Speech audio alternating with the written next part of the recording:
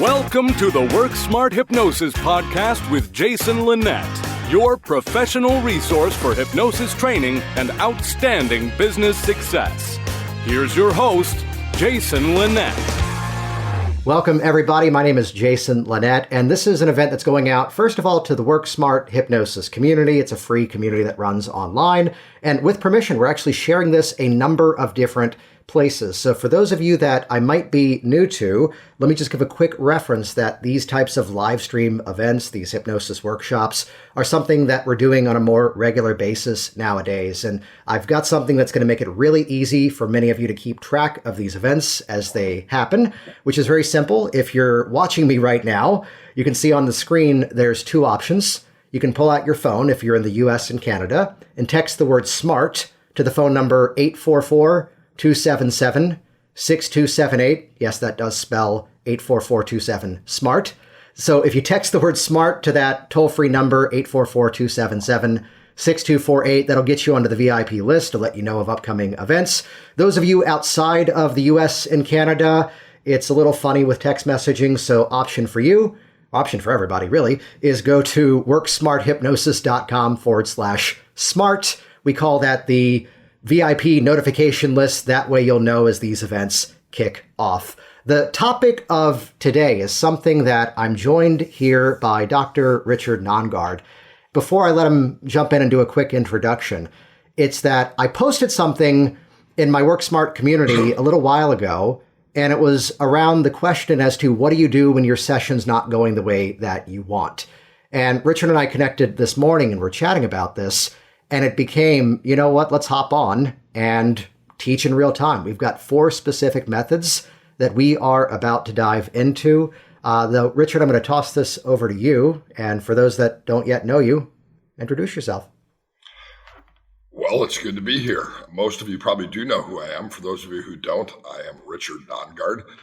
I've written a lot of books on the subject of hypnosis and hypnosis scripts. And one of those books I actually wrote in 2011. It was titled Magic Words in Hypnosis by Richard Nongard. And really, it's a collection of scripts to help you handle anything that could possibly come your way. So, for example, what do you do if a jackhammer goes off on the street in front of your office? Or if you're working online, a jackhammer on the sidewalk in front of your neighborhood? How do you deal with odd things that happen in hypnosis? Often, though, people have the same question that somebody asked in Jason's group earlier, and that is, how can I, on the fly, change my session from the structure I planned to what it is that my client actually needs? And the 4 ideas or 4 strategies that Jason and I are going to share with you today are going to be exceptional strategies to help you do exactly that. The result is you'll have unlimited confidence before today is over to do any session, even if it's one that surprises you. Well, let's take a moment and chat on that for a moment just to set the right foundation. How many years total in hypnosis? It depends on how you want to count it. I first learned about hypnosis 39 years ago. I tell people I've officially been a hypnotist for 33 or 34 years, depending on how you want to count it. So I've been doing this for a long time. So it was a hobby of mine since 2001. And then dabbled for a number of years and then got more serious about it 2005, 2006, and officially full-time since 2007. So from my years, from your years, how many times does the session go exactly as you predicted it, Richard? It goes 0% of the time the way that you predicted it. And this is important. So again, I was doing sessions back in the late 1980s. And what year were you born, Jason? I was born in 82. There you go. So I was doing hypnosis a long, long time ago. And since then, I've done thousands and thousands of sessions online, in person, in my office, even on stage. And the reality is never once has what I expected the end of the session to be like been like what I expected the end of the session to be like. Okay, let's start this off right then. Before we dive into these 4 strategies, what's your best story of the session going a different direction than you expected? Well, there's actually one client I'll never forget. Everything seemed fine. He came into my office to quit smoking. This was an in-person session. It was probably in the late 90s, maybe early 2000s. And I start doing the induction. And the induction I was using wasn't particularly interesting. It was probably a combination of progressive muscle relaxation, some eye fixation, just typical induction stuff. And before I really got any further, the guy suddenly looked at me, his eyes popped up, and he said, "Do you believe in God?" And I was kind of shocked by his interruption of my induction. And I was too smart to answer the question because I knew that was a trick question. And so I simply looked up at him and I pointed to my diploma and I said, "Well, Jerry Falwell signed my diploma." And he said, "Okay," and closed his eyes down. This was the strangest thing ever. And so I just proceeded as if everything was normal. I did my stop smoking hypnosis session. By the time I was done with the session, he had a big smile on his face. He was so happy. He was getting ready to leave. And I said to him, I got one question I have to ask you. He said, "What's that?" I said, "You asked if I believe in God." And he said, "Oh, yes." He said, "My pastor told me not to come here." He said, "But I want to tell you, I'm really grateful that I came here today. And this was the most amazing thing that's ever happened to me. So thank you very much, Richard." And what I learned, of course, from that session is any interruption can occur at any time.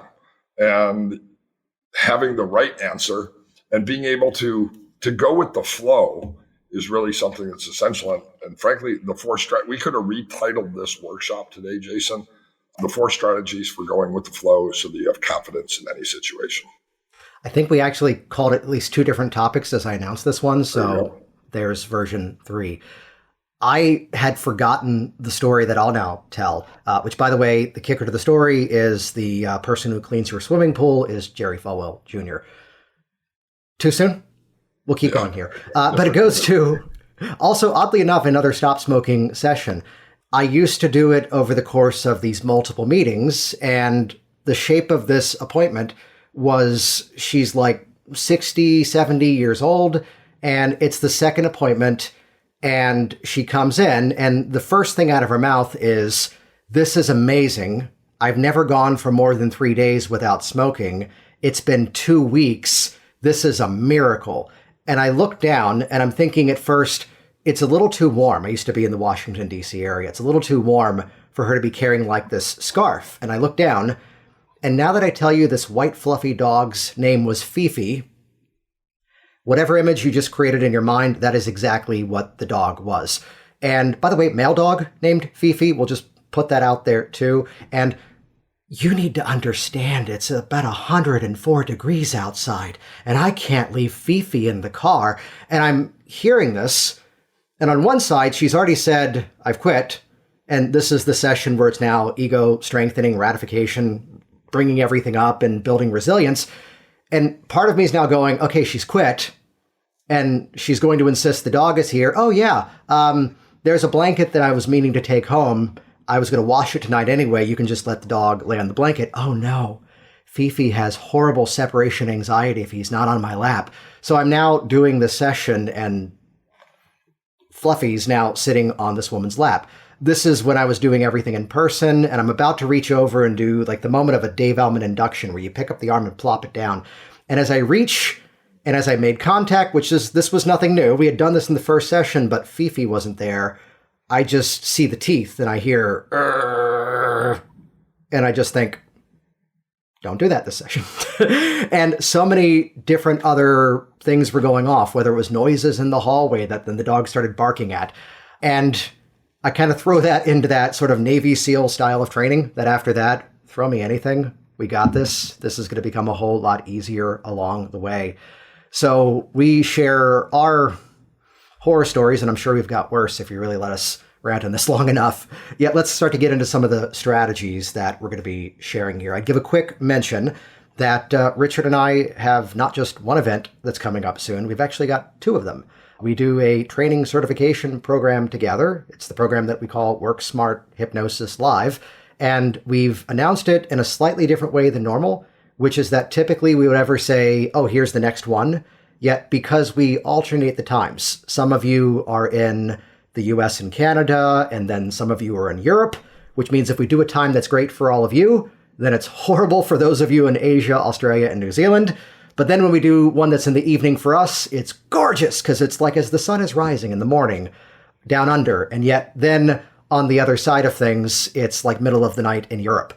So take a look. We've updated the WorkSmartHypnosisLive.com page for the reason that now you can see there's an event kicking off in April, which those of you in Europe, choose that one. There's an event kicking off in May, and those of you down under and Australia, Asia, New Zealand, those areas, that one's going to be the perfect timing for you. US, Canada, Central America, either one is fantastic for you.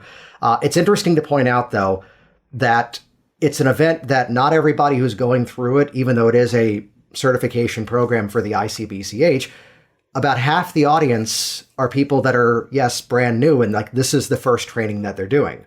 Meanwhile, the other half of people are folks that have already been trained, might already be seeing clients. And yet it's kind of in part like the narrative we're about to share of what happens when you learn from people who are actively doing the work. My approach of change is based upon belief systems and hypnotic phenomenon and conversational hypnosis. Richard's approach has a huge foundation inside of evidence-based strategies, which if you're wanting to speak with greater clarity in terms of the how and why of hypnosis, if you want greater credibility for referral sources, this is the dialogue we should have been doing already. So that's part of why the event, again, coming up, Work Smart Hypnosis Live, we've got 2 of them. It's where half the crowd are people who are brand new and it's the first training that they're doing. The other half are there refining the strategies. They're filling in some of the gaps. People, Jason, have had 5 or 10 or 15 or 20 years of experience and taken our certification course and found it to be an incredible update to their skill sets that really serve their purposes. And also we've had instructors taking it too, that our friend Scott Sandlin says, learn from people who disagree with each other. I would say that, yes, you and I do disagree on a few things, but at the same time, let's modify that learn from people who have a different pathway to get people to the same desired outcome. And that's going to be the whole theme of what we're about to get into. We got 4 things. Ready to dive in, Richard? Let's go. Let's do this. All right. So first of all, I'll take the first one. And the simple statement is ask better questions in the intake. Let's take a moment and go to the foundation of NLP, Neuro-Linguistic Programming, which, if you're not yet familiar with it, or if you are, here's a much easier way of explaining it. NLP, Neuro-Linguistic Programming, was originally a behavior modeling exercise, and they were originally modeling 3 effective people. 3 of them in the first pass were therapists. One of them, Milton Erickson, happened to be a hypnotist. So it creates a bit of a riddle that, technically speaking, then all of hypnosis fits inside of NLP. But because NLP was then modeling other concepts, not all of NLP then fits inside of hypnosis. I share this because there's a simple concept that becomes the foundation of that sort of more conversational approach to change, which would be that you're either in one of 2 models. You're either in the meta model, which is where you are gathering information, you are asking questions, you are unpacking reality, you are getting into specifics, you're getting into value-based statements. Someone says that they want to exercise more, and you ask the follow-up question, what kind of exercise? That's what's called chunking down, going into specifics. Or you ask, as you're now exercising, what do you want that to give you? And they tell you greater health. And you then say, when you say greater health, what's that mean to you? And then they tell you this heartfelt story about how one of their parents passed away at a young age because they didn't take care of their health, and now they're a parent and they want to be around. That's chunking up. So I share this because one side of this model is the meta model, that of gathering information. The other side of it was then named the Milton model, named after Milton Erickson, which is there we're then taking the information we've collected and then putting it into use. And I'm going to hold up both hands for a moment for those watching the live stream of this. And it's to say, if you ever find yourself in the change process and you're stuck in terms of what you ought to be doing, let that be the easiest sign that you probably should have asked more questions over here. So I've given you 2 strategies already. This isn't going to be the thing where we just go, oh, do this, here's where to go. No, let's break this down. I've given you chunking down, which is getting into the specifics, which, let me give a small warning to this ethically, which would be that there is a bit of an unintentional side effect to this meta model questioning. Well, when specifically would you like to be exercising? What kind of exercise? Okay, well, that's going to be outdoors. What if it's a day that it's raining? What do you want to do differently? I know you mentioned you travel for work. How do you want to modify that when you're traveling? What about this? And The downfall of this, and I'm going to apologize in advance, is that oftentimes by breaking down these surface level ideas into the specifics and the values, that becomes conversational change, and your person already begins to unlock a lot of what's been standing in the way. And all you've done is just ask the right questions at the right time. I mentioned a warning because the side effect of this is they are creating discoveries and epiphanies because of your questions. They're already getting their change in motion before you ever said, close your eyes, let's do hypnosis. And they're going to be giving you the credit for all the changes that they are unlocking. And they're going to think you're really, really smart. And I apologize in advance for that. So we can chunk down into specifics. We can chunk up into the value-based statements. What's that going to give you? If I can give one big recommendation here, ask questions that now move toward the desired outcome. If you were to ask the question, and this is not to say never ask this, if you were to ask the question, well, why do you think you do that? How has that been so far? And I'll edit this to say, if your questions then stay in that style, I'm sad to tell you, you are hypnotizing your client deeper into the hole of their problem. And instead, if you watch me, I'm always playing with spatial awareness. It's where, okay, so that's how it's been up until now. How do you want that to be different? And I am physically moving you to this other place. And the moment you then bring me into story of how it's been difficult, I am conditioning this dialogue even before the session begins in a very conversational suggestion, conversational hypnosis way to go. Okay, well, that's how it's been. How do you want that to be different? And then you're there in that situation. What do you want to be happening now? And I'm asking this future-paced question, but I'm hitting you with the word now, which is already getting the gears in motion. Yeah, Alan says here the benefits approach in some way. I'm going to go a little bit above and beyond that, though. Yay, Alan, you click the link, we can see your name. It would be the fact that we're also helping to disassociate them out of the stuck story that brought them in. And the more we can just condition them to that desired outcome, the more that we're going into the session with this conviction that I already know what's going to happen. We're both going into the session already knowing what the outcome is going to be. So when all else fails, ask. And yes, the promise of today was that of troubleshooting your process. I'm kicking this off here by talking about asking better questions because meta model, Milton model, the better quality questions you ask as the process begins, the more prepared you are going into the session. And let's put this into a sales context, satisfy objections before they arise. You will have the desired outcomes. And if you don't know, ask. Here's a kicker before I toss this over to Richard for the next piece of this. Hey, we're back here again a week from now. What's the story you want to be telling me as early as next week when we're here once again? What's the specific story you want to be telling me as to what you've noticed that's going to tell you that, wow, this is happening. I've got this. This is going to be easy.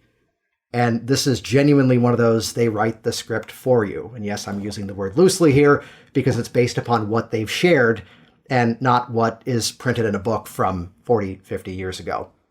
Because, Richard, it would take at least like 18 weeks to write a book, right? It takes 12 weeks to write a book at 12weekbook.com. Look at that seamless transition. .com.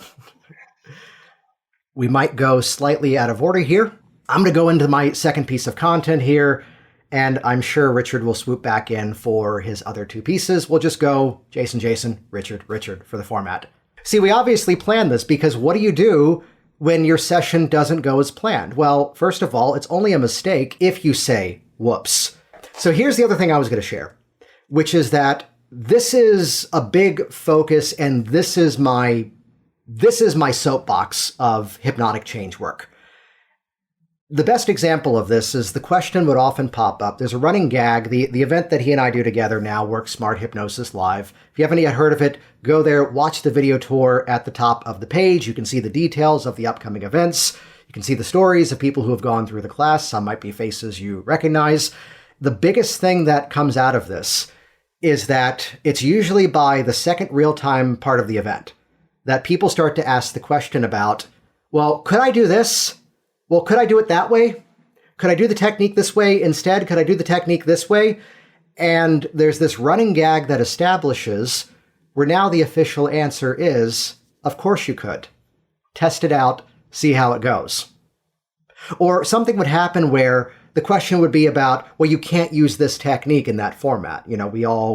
Many more people went online for their sessions a number of years ago as the world shut down. And my brain works in a slightly different way on this. It's not a matter of this technique is bad, this technique is good, or you can't do this, you can't do that. The real point of this, point number 3, which is now point number 2, yay technology, is to instead make every method a universal method. Here forward, from this day onward, in all things the land of hypnosis, there is no such thing ever again as a stop smoking technique. There was never again a pain relief technique. There was never again an anxiety relief technique. And I will openly admit that this is a dialogue of mine that doesn't gain a lot of popularity until people begin to understand what really is behind it. Because it'd be easy to then pop up and go, hey, everybody, here's my fear of flying protocol. Here's my weight loss protocol. Here's this. And my whole approach is systematic. It's that every technique, you need to step back from the technique and ask, what is this doing? Let's take the classic glove anesthesia, which is a hypnotic pain relief technique, where if you're not familiar with it, you would suggest that the hand is becoming numb. And then by way of what's called compounding, lift up your hand, move it to the other one, transfer the numbness. And the more you move it around, the more that numb sensation occurs. And then, theoretically, you would move the numbing sensation to the injured area where, yes, disclaimer, chronic pain diagnosed and cleared and all of that appropriate stuff before anybody goes, no, wait, I'm mentioning the ethical things here. In that method, though, look at what's happening. We are creating a positive hallucination, a kinesthetic feeling that's not really there, and responding to it as if it is. So here's the guy who came in, and the whole thing was, I'm really not a heavy drinker. I don't drink every day, let alone even every week. It's just that the social side of it, it's my excuse to kind of relax, and I don't stop when it's time. That's what I want help with. And he suddenly says, and it's like I get this urge right here around my chest and my heart. That's this urging saying, you're going to be more sociable. And he suddenly pointed at a physical area and he isolated that's where he felt the issue. But wait a minute, my original training said that's a pain relief technique. We can't. No. If you can feel it, it means you can identify it. And if that's the case, if we can notice that feeling, we can suggest another feeling and move it over as well. So from this day forward, and this is the big focus of what I tend to share here, it's that of how do we take a technique and, well, it's the same thing I already taught. How do we chunk down into what is happening and how do we chunk up into what purpose is this serving? And by doing so, I'd mention, I think he might have RSVP'd to this one here. He might even be here right now. Stephen Blake teaches a pain relief process that I consistently use parts of that now for behavior modification. Why? Because when you look at every technique out there and ask, what else can I use this for?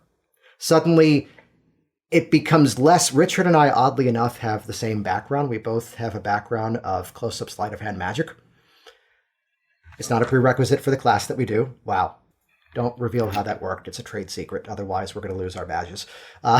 Yet it's from that world of looking at what are the pieces. And in that world, it was people who were like, oh, I need to learn more routines, more tricks. And instead to be that person who can do a number of things exceptionally well. So I say this because many of us fall into that shiny object syndrome mode of, here is the new technique that everybody's excited about. And you can step off to the side and realize it's pacing and leading, standard linguistics that actually make it work when you realize the how and the why beneath it. And yet to realize that it becomes, how do we take the stuff that's there in the hypnotic toolbox, which, yes, was my nickname in college. How do we take the stuff in the hypnotic toolbox and now apply it in a variety of new ways? And I was surprised that, for me, this suddenly made the work exhilarating. It made the work exciting.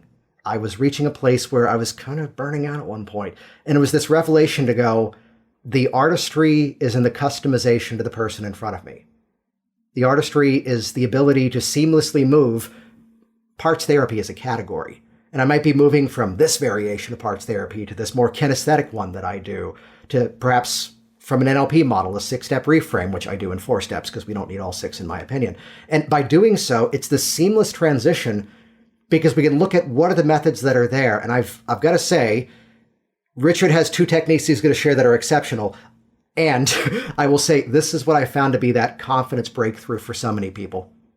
That it's not this technique versus that technique. It's suddenly now all of these methods are equal, and it's a matter of how we now see the places that they're customized to the person that's in front of you.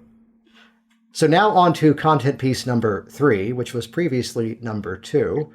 That's right. And this goes to show that the numbers don't count. There's actually a video of me on YouTube. It's got over 1 million hits. And I say this at the end. I say, and in a moment, I'm going to count to 3. And when I do, open your eyes with a smile on your face. 1, breathing in, paying attention to the air in the room around you and the chair below you. 2, stretching out the muscles that need to be stretched. 1, opening your eyes, feeling fantastic, ready for the rest of the day. In other words, I never got to 3. And so every 100th comment, since millions of people have watched this video, is, hey, dude, I'm stuck in hypnosis. You never got to 3. What this actually shows us, though, is that the client will attach the meaning that's important to them really to almost anything that we say.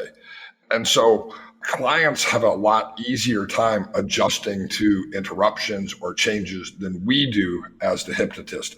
It's actually our problem, not their problem. When I moved into my, this was a long time ago, I moved from my counseling center office, which was in the back of a building, to a new hypnosis office, which I put in the front, I moved from the back of the building to the front of the building. My very first session, somebody came in, it was my very first session. And that's when I realized moving to the front was easier to find. But the problem is I was now by the window in the parking lot where cars were pulling out, people were honking to let their ride know they were there, trucks were driving by over potholes and things like that. And I was the one stressed out about all of these distractions. But my clients weren't distracted by these distractions because they weren't a distraction to them. They came to my office to solve a problem. They were getting exactly what they wished for. And all of the sessions in those early days in that new office went very well. By the way, that's also when I began using a sound system in hypnosis. And no one has to use a sound system, headphones, and a microphone to do a hypnosis session. But as I always tell people, once you do, you'll never actually go back to doing it the other way anyway. But what happens when something unexpected happens? There are 4 R's. You can think of it this way, Richard, right? So the 4 R's, you write this down if you have a piece of paper. Reorient the client, review the moment with the client, do a reintroduction with the client, and then reframe a new or a desired outcome with the client. So let's just say anything happens. A car pulls up and keeps honking in the middle of a session, or a dog comes in the room and distracts you, or the internet connection gets lost, or whatever can come along to disrupt the expectation of what we have as a session. It is perfectly okay to simply reorient the client. It's perfectly okay to say, Jason, go ahead and open your eyes, take in a breath. You can even acknowledge it. We have a distraction of one type or another. That's fine. This won't actually disturb you. It'll let you know that you're in the right place doing exactly what you need to be doing to make this change. But we'll go ahead and let this distraction pass. Or let's say it's a behavior on the part of a client, all these itches. You can reorient them. Go ahead, open your eyes. I notice that you're scratching, you're itching a lot. Are you comfortable? Are you okay? They'll let you know. That's perfectly okay. And so we can reorient our client at any time in the middle of a session. In fact, we have a word for this in hypnosis, and that word is compounding. And that's exactly what we're doing. When people are reoriented and then brought back into a state of hypnosis, it's actually deepening that awareness. So it's perfectly okay at any time to reorient and to talk to a client, to ask them what their needs are or anything else. And this is the review component, right? Open your eyes. Let me know. Are you comfortable? Is there anything we need to discuss? You might address a need that you have. I'm sorry to go ahead and open your eyes, but I'm going to go ahead and close this door because we keep having a lot of noise in the hallway. I mean, whatever it is, just review what's going on. That'll bring a sense of security to your clients. And then I can reinduce them. Now, the great thing is once I've already gotten eye closure, the next induction, the reinduction, is really pretty simple. It can literally be as simple as, now go ahead and close your eyes and bring yourself back to that state of relaxation or that resource state that you were experiencing just moments ago before you opened your eyes. And so we do a reinduction, and then we reframe. We reframe the scenario or situation. Every now and then I have a vibe or a feeling that a client's experience isn't exactly what maybe they expected the experience to be. So I might reorient them. Go ahead, Jason, open your eyes. Let's talk about where we are in the session at this point. Is this of value to you? Is the experience that we're creating so far resourceful to you? Is it comfortable to you? You'll let me know. Okay, great. Then I can have you close your eyes again. I can do a quick deepener again, 5, 4, 3, 2, 1, 0. And then, of course, I can reframe from the point where we left off. So having that as a step-by-step process, those 4 R's, reorient, review, reinduction, and reframe, is the strategy you want to deal with anytime there's any difficulties. Oh, let's talk about that for a moment, because you dropped something in the middle of that I think needs a spotlight on it, which is that the client is more flexible with the process than we are. Absolutely. Which we know the steps. We know the sequence that it's supposed to go. There's what would seemingly be a random experience. I used to work backstage production theater, and it's a production one time of, I think it was Hamlet. And it wasn't the actor playing Hamlet. It was the actor playing another role of, his name was Laertes. And in this moment, the actor on stage forgot the line.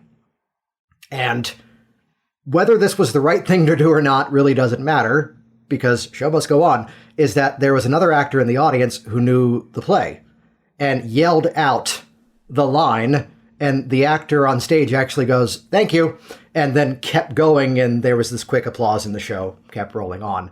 The people who are the experts at it already know what the next step is. The people who are going through it in their experience, and for your clients, even if they've done hypnosis before, it's the fact that they've not done this exact process with you on this exact day for that specific issue. So again, it's only a mistake if you say whoops. And the beauty of this becomes that it's the flexibility of the process and having multiple strategies in terms of how to seamlessly move through so it keeps rolling in such a way that the process doesn't feel as if you're making the adjustments before they even know it. I love what Richard's about to share for this final point, which is going to give everybody a strategy you can actually use right away. If you're brand new, here's something you can use to start with your sessions and give your clients something that becomes a strength of theirs. If you're already working as a hypnotist, Richard and I kind of follow a similar vein on this one, that we're not necessarily the people who record the entire session and say, go home and listen to this every day until the end of days. No. Instead, let's give them things that they can use so that they can practice living hypnotically, as opposed to, I need to shut my eyes and I need a CD player. Do I still own one? And formally do hypnosis, which is a more up-to-date way of looking at it, of giving people skill sets, giving them abilities. I'll mention it here again for more like this. We're running an event coming up starting next month, as well as the month after, that Work Smart Hypnosis Live. It's the live online hybrid training certification that we do. Head over to WorkSmartHypnosisLive.com. Watch the video tour. You'll see exactly how it plays out. You'll see why half of the crowd are people who are brand new to hypnosis and it's the first thing that they're doing. The other half have significant training, might even already be seeing clients, yet it's about building up that confidence, getting more consistent results, arming your clients with better strategies along the way. And Richard, I had to Google what you're about to teach, and I went, oh, I love that. So I'll toss the camera over to you. Well, I really could teach anything here at this point. What I mean by that is any process that I find valuable, that I can share with clients, that they'll find valuable between sessions. How does this help a hypnotist develop confidence? Real simple. If you know how to teach something that's of value to your clients at any point in any session, with their eyes open or their eyes closed, you can teach a process to them and really assign this as a self-hypnosis exercise they can practice between now and the next session. A lot of people are familiar with my 3-2-1 emotional reset technique. That's a real simple strategy where we take 3 breaths. We take our 2 hands, a little bit of bilateral stimulation going on there, and then 1 minute of mindfulness. That's a strategy that I practice with clients in my office and a homework assignment I give them to utilize between now and their next session. Another one is Shimmer, a self-help, eye movement, emotional reframing process. Now, without turning this into an entire EMDR workshop, this is not EMDR. EMDR is a specific type of psychotherapy. This is a self-help eye movement or a bilateral stimulation process, and it's relatively simple. That's why in a couple of minutes I can actually share this with you and you'll find it to be valuable. And there are just a couple of steps to this. And the first step is to identify the situation or the emotion or the change or the difficulty that one wants to make. And then the second thing is to have the client describe that and then to begin exploring that while using some form of bilateral stimulation. So I have to swoop in for a quick moment that the sound of the barking dogs means that you can learn this strategy even faster. The dogs appear to be going crazy, but that's perfectly okay. So I want my client to describe the experience, and they can do this quickly. While the dogs are barking, I'm a little anxious about what other people's perceptions are. I'm wondering if I should go check on the dogs. I'm future pacing in my mind, the dog's eating some sort of interloper in my front hallway, all these sorts of things. So we have a person really identify a feeling or a situation or an emotion. And what that is in and of itself is a grounding exercise. We then can simply review that while creating eye movements. And we can create up and down eye movements, left and right eye movements. By the way, bilateral stimulation doesn't have to be eye movements. It could be simply crossing the left arm over the right hand and using a technique like this, or even simply passing an object from one hand to another. But it's at this point that what we're doing is we're literally tapping into the emotional and the kinesthetic aspects of the left-right brain functioning, and we're integrating these together to create a holistic experience for the client. And I'm going to have my client begin using some simple affirmations. And affirmations don't have to be difficult. They can be as simple as Stuart Smalley, I'm good enough, I'm smart enough, and doggone it, people like me. And using this self-talk or this affirmation when contemplating a difficult situation, an emotion, or an experience, while using some form of bilateral stimulation, almost always produces a change or a response to the way that we perceive that situation. And so the next step is to stop moving the eyes, stop moving the hands, or passing an object back and forth. And as the emotions, as we put some space between us and our emotions, clarity does begin to emerge. And then we can take an action. That's step 3 that allows a person to tap into a new resource state. This can be by setting an intention, creating a visualization, taking a pen and paper and writing down new beliefs that have emerged, anything like that, so that we take an action on what it is that we've done in the previous moment or two, and then simply closing out the process with some self-reflection. Asking myself the question, is there some space between me and this emotion, and between me and the situation, between me and my experiences? And we're almost going to find that by putting some space, we can be more mindful, more resilient, and we can gain a new perspective and a new vantage point on anything, whether it's withdrawal or overeating or anything else. Jason, as you know, I'm following your stunning example by losing a lot of weight and trying to be a healthier hypnotist. And yesterday, I was pretty darn close to the lowest I've been in probably the last 20 years. I know where Richard was about to go, so we're going to wrap this up here. It's that here's this moment where we can get tempted. Here's this moment where we can get stuck. And the way that I kind of theme this is a simple premise that in terms of personal change, the word because fits in a variety of different ways. All you need is a because. Well, because this is happening, that now means I can do this. And I've kind of nicknamed this get out of jail free card, or yes, that is the movie poster for Spaceballs, the Schwartz technique, which is, as we're teaching a client a technique, the more you make use of this, the better it's going to work for you. And the better it works for you, the less you're going to need it, because now it's established that new way of living. So related to that, be careful that you're not suggesting your client back into the problem. That it's not that they're just looking for strategies to cope. They're looking for something to then interrupt that old process and now create a new way of living that then becomes that automatic response, then becomes that new normal. So I'm going to assume wonders of technology, or hopefully not a mysterious person in Richard's house, as the story hopefully is not, is where we find that here's something that the stuff that used to be the interruption. Your clients who go, what if I have a craving? What if this fear creeps back? Every moment is only an opportunity. And the most empowering word in your language, or the most debilitating word in your language, is the word because. Because that moment would become every reason that because this is happening, I slide back into the problem.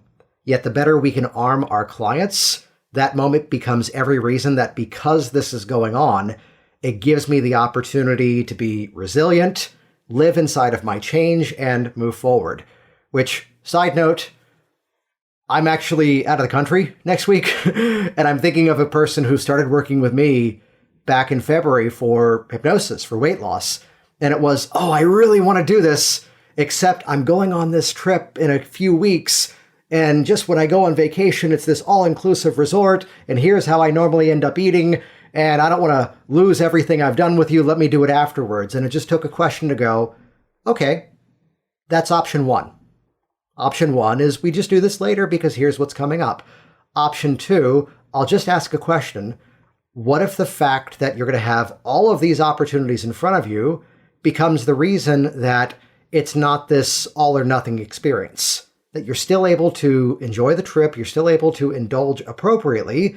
And let me just put this out there. You come back from the trip and the scale might say a couple of pounds more than you'd like, yet now that's the because as to why you're back on track and not the story as to, well, I blew it, back to the old way.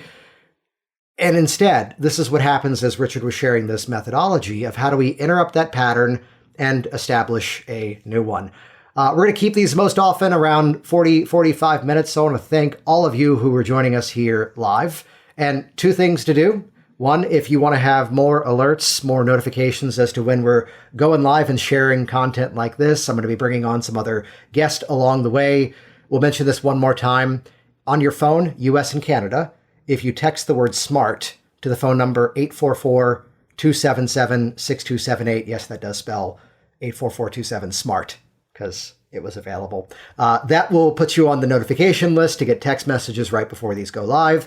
Those of you outside of the US and Canada, our system won't do SMS for beyond that. WorkSmartHypnosis.com/smart. Those of you in the US and Canada, pick either one. And let's keep this going. It's the fact that we've created this event that I was doing originally, and I'll say this next thing without any bit of boasting underneath it. I was offering my Work Smart Hypnosis Live training and certification program and consistently filling up the event. And when I saw the nature of what Richard was teaching in this category of contextual hypnotherapy and evidence-based methods, taking the work that's the last 30 or 40 years of research and bringing it into the modern process, the trainer part of my brain went, this is the stuff that this industry needs. Let's bring them on board, which overpowered the business part of my brain, which, let me just call it out to give what he teaches the proper weight and respect that it needs, to go, I'm okay earning half of an event now because this is the dialogue that I want to help to elevate. That's his approach. Mine is that of conversational change as well as phenomenon-based outcomes. Your client can feel their problem. Therefore, you ought to do a process where they can feel the change taking place. This is what we share. It's an 8-week event, hybrid, live, and online. We've got two options coming up. One kicks off in April. The one in April, you can check out the details, watch the video tour, see all the notes, WorkSmartHypnosisLive.com. If you're in the US, Canada, Central America, and let's say Europe, the one in April is going to be your best bet. Those of you outside of Europe, let's now add in Asia, Australia, New Zealand. We mailed out certificates for the recent event a couple of days ago, and I was sending documents to both France, Indonesia, Israel, and like within the same area where my office used to be in Virginia. The one coming up in May. You can see there's 2 options now on that page, but the good news is you don't have to wait for the first day of class. As soon as you've claimed your spot inside of WorkSmart Hypnosis Live, instant digital delivery of an awesome library to start learning right away. So I'm Jason Linett. That was Richard Nongard. That is his brand new internet connection, which seems to be warming up, which served to be the perfect metaphor for flexibility inside of the process. The thing that we need as hypnotists is confidence, creativity, and flexibility. So stay tuned for more live workshops like this. If you can join us in April or May, we'd love to have you there. Thanks everybody who joined us live, and let's keep this conversation going inside the community. See you around. Thanks for listening to the WorkSmart Hypnosis podcast at WorkSmartHypnosis.com.